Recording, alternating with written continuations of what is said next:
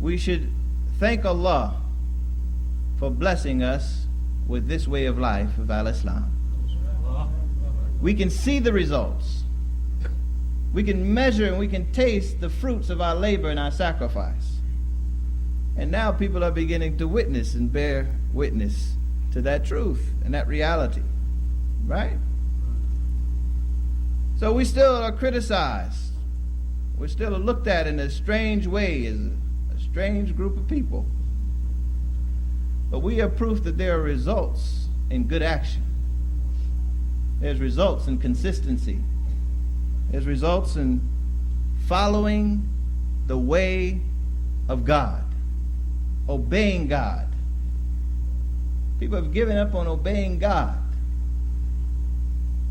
We thought we would never see the day, but it is prescribed, it is foretold in the Quran that there will be a day when people will give more attention to their nafs than what God says in his book, the Quran. Give more attention to their desires, their deeds, their wants, than they would give to the one that created everything. So we're constantly giving these reminders to awaken, to see the truth, and to shake these things off so that we can become more productive and more active. But our social scientists, they come and they really address these ills in society, and they've come to some very important points that I want to share. But they say that the father in the home is the most important ingredient for American society and American culture today. And that it is so critical, it is so important, and you may or may not know that our President Barack Hussein Obama, initiated in his first year the Fatherhood initiative. So we're talking about federal dollars, major efforts to recommit to the values of American society. Now, if you are against the American society, then pack your bags to leave immediately. And if you don't like talk about that in Jummah, then you should still pack your bags and leave immediately. Now, why am I being so firm with that? Because the lack of our engagement in civic leadership means that we got something against our land and the people that we're serving here and the society that we have invested in. And so we find so many times that the Muslims get locked behind their closed doors. And they come into a space and an environment where the language is so codified, new people just can't get with it. It's like, I don't know what they were talking about over there, but it felt good. I'm coming back. They still come back. But our language and the way we talk about our mission and our purpose in this land and in this country has to be more clear. That we are in support of all good, by all good people. That's right. And we are charged and obligated by our deen and our religion to serve humanity. Because even an atom's weight, a small mustard seed, is going to be called to account. So we take account. We take care of our deeds and our actions, what we give our time, our money, our energy to. And if it's something as valuable as family life, from Al-Islam, high value, then why do we not want that for the rest of society to get corrected? We don't want to be the only ones partying in Jannah. We want company. But the Jannah of this life is when we have wholesome family life, when we have wholesome environments in which we are participating in. But the challenges that we're having, that we're addressing. And I do these things delicately because we have so many types of people here, and I want you all to respect, know that I respect your mind. I respect your mind when I present these things. So we have this challenge of homosexuality. And our social scientists are saying, they're connecting this, saying that this is coming from our males, from the lack of fathers being in the home. And these young men are looking for someone to love them like their father should love them properly. They're looking for someone to respect them like their father, an adult male, will respect them and should appropriately. But they're looking for these things to be in another man. They have connected the teen pregnancy, which we can see a little clearer, to the lack of fathers being in their home and caring for their young girls,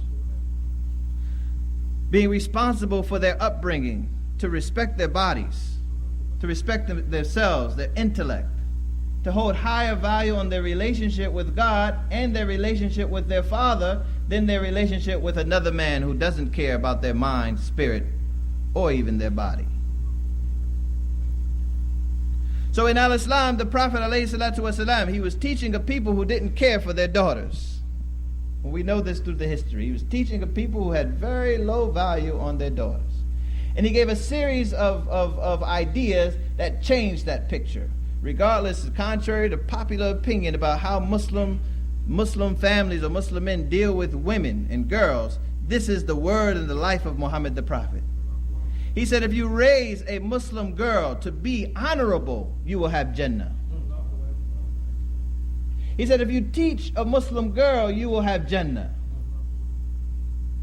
He said, when you raise your girls, make sure that you find them a husband and marry them.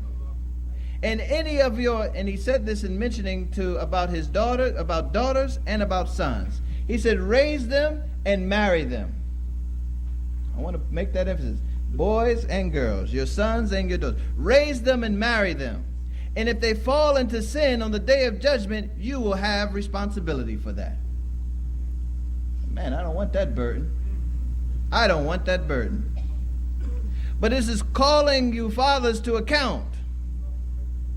We don't believe in 18 you out, do what you want, come back for Thanksgiving. That's not a part of our way. But we're connected for life. We're connected for eternity. We are responsible for one another. So this is a social principle that says you can't turn your back on your children and say, well, they're going to do whatever they want to do. But fathers, marry your daughters. Find a suitable mate for your daughters. Fathers, make sure that your son embraces the same principles that you embrace when it comes to Islamic marriage life. There's no back doors, no alleyways, no sneaking around the corner. But at the upfront life of establishing a family brings joy and prosperity in ways that man cannot count. Fatherhood is important. The role of the father in the family and in this society is so important that those who adhere to it, those who really submit themselves back into that principle, will have success. You're living proof of it. Just another interesting point is that 65% of our juvenile delinquents who are incarcerated today are all coming from families where the father wasn't present. 65%. Fatherless homes. And that when we look at just the basic relationship of a young boy growing up who has a healthy relationship with his father, his whole life and his aspirations change. His goals and his focus is different. What he's reaching for is to surpass and be in competition with his father. I want to do something greater than what my father has accomplished. That is a healthy appetite. That is an appetite that we must encourage in our young boys and in our young girls to do greater than we have done and make sure that they're better. Make sure that they produce something greater than what we've already seen. So our responsibility is to get our sons and our daughters ready for life. And we have to celebrate and thank Allah for our fathers and know that this life is temporary. And that a major principle in Al-Islam is inheritance. That we are to transfer and to give something to those who come after us, our offspring. And the idea of the spirituality of knowing who their Lord is, who their Creator is, that this life is transitory, that they will return. But also in terms of material things, that we should intend for our children to inherit for us. And that will push us to not exhaust all of our resources and all of our dollars and making sure that something is left for those who we leave behind. So inheritance, mirath, in Quran, chapters upon chapters on this. because it is a part of the social life that has to be reinstituted in the black community and the community at large. But I'm talking about your cousins and your aunts and your uncles.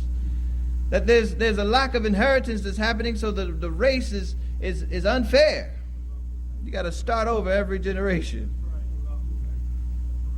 And that is a cycle that we have seen, but it is a cycle that Allah has blessed us to begin to break. If we live by this book and we live by this Quran, we will have success. So the Prophet ﷺ, in closing, he gave some very key and important principles about fatherhood. And it narrated by Ibn Umar. The Prophet ﷺ, he said, each of you is a guardian, and each of you will be asked about your guardianship. The leader is a guardian, and the man is a guardian over the people of his house, and the woman is a guardian over her husband's house and children. So each of you is a guardian, and each of you will be asked about your guardianship on the last day. The Prophet ﷺ, he said, when a man spends in support of his family, when he gives up a few dollars to feed his family and take care of his family, for Allah's reward, it is counted for him as the greatest sadaqah. The Prophet ﷺ, he said that the best dinar a man spends is the dinar he spends on his family, and the dinar he spends on his riding of a beast in the path of Allah, and the dinar that he spends on his companions in the path of Allah. I want to do a little quick translation on that, because whatever dollars you spend on your family, there's a greater reward for you than when you would just spend it on yourself. And whatever dollars you spend in transport to make something happen in community life, in society, for the sake of Allah, to build and be constructive, there's a greater reward for you. But there's one here that is so important for us to come to understand, and that is when we spend money on each other as companions, as brothers in this struggle, and this is for men, when we support one another to support our families, when you help another man feed his family, to get to work, to build a home for himself, to start a family, or to even marry your daughter to him, then there's a greater reward in that. All for the sake of Allah. Community life, there's no greater power, there's no greater movement than the collective movement. And our teacher, he said, Imam Muhammad, he said that the human life has been created for the highest aspiration of community life. That's your whole purpose. Your human life is for community life. And so as we build these bonds and we come together and we serve this community life, as we strive in a race towards all that is good, as we work to really be competitive in society, there will be more Bill Cosbys. There will be more people in society bearing witness to truth. That's all he was doing. And look at the facts. We need to adopt these Muslim principles of righteousness, of leading a life of cleanliness and decency, loving family life, being fathers. Being fathers. Fathers are very important for our society. So, dear believers, we have an obligation before us to thank Allah for what He has blessed us with. And I say we thank Allah for our fathers. In America this weekend we're going to be having Father's Day. It is something to celebrate. It is something to acknowledge, probably more now than ever before, because it's been so eroded and destroyed that it needs to be raised back on a higher profile. Not for more Walmart sales. Not for more barbecues, but really to come to understand the role and importance of fathers in our society, to support them, to love them, to respect them, to give our attention to them, to obey them, and importantly, to pray for them. Oh Allah, we ask you for your support and your assistance, for there is no better support and assistance than from you. O Allah, we ask that you forgive the sins and the shortcomings of our fathers, to strengthen their ability to serve their families, to be good role models.